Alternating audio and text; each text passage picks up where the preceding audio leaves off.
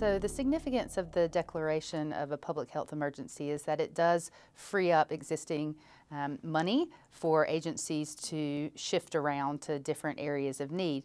That is certainly a step in the right direction. Any step is a positive step when we're dealing with this opioid epidemic.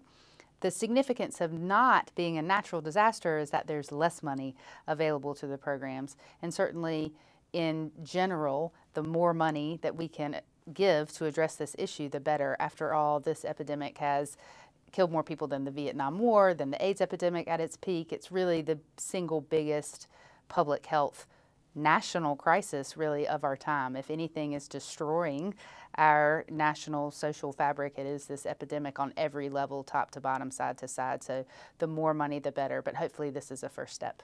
The idea that abstinence therapy, that the just say no, prevent all exposure to drugs, is actually a reasonable thing. There have been decades and decades of scientific literature that do not bear that out to be the case.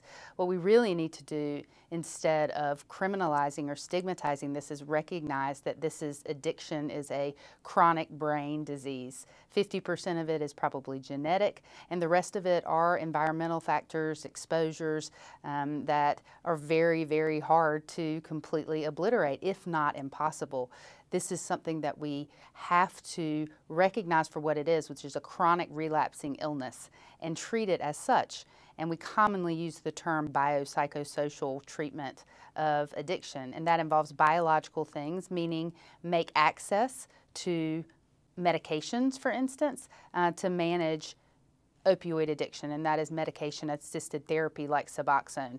It's not the end-all be-all answer, but it keeps people alive while we can engage them in the treatment for the other things, which are the psychological and social components of addiction, the environmental triggers, the psychological risk factors, the chronic stress that causes people to seek out substances of abuse and then have their brain and central nervous system sensitized through chronic use.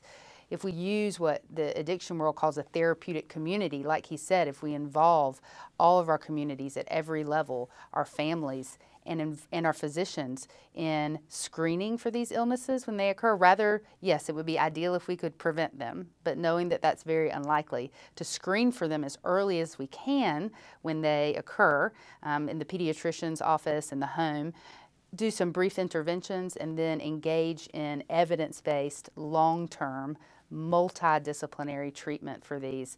And that treatment has got to be approved and accessible to those who need it. So those with Medicaid need expansion of their coverage to get this. Those without insurance need access to this. Commercial insurers need to make these sorts of treatments available, and right now they're not. And that's something I didn't hear the President speak about today specifically. The big thing is not to give up hope.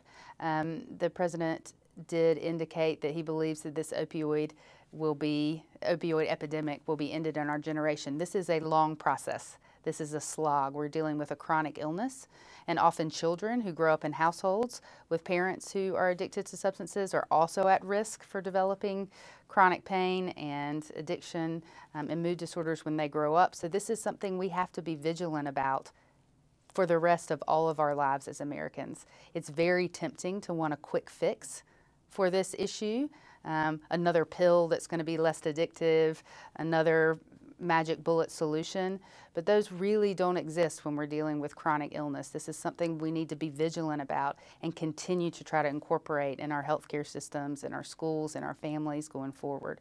There are ways to do that. We just need to demand better reimbursement and access for those things going forward. And in that way, we make a big impact on addiction.